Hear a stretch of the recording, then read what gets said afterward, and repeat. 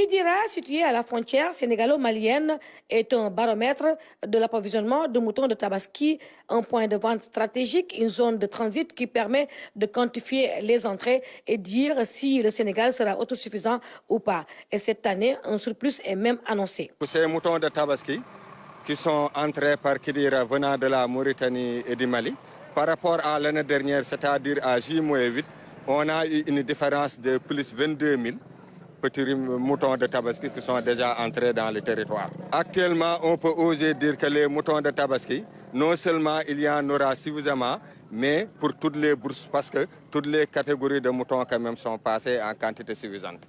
Que disent les acteurs et partenaires, notamment les transporteurs? Bon, pour le moment, cette année, on n'a eu aucune difficulté par rapport avec nos agents, nos forces de défense et de la sécurité, la police, la gendarmerie.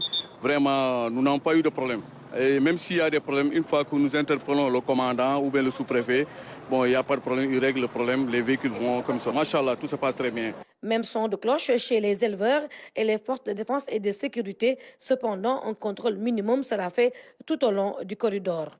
Ce que j'ai entendu des services, c'est que tout se passe bien, alhamdoulilah, et vous encouragez à continuer sur cette lancée-là, mais facilitation ne signifie pas absence de contrôle.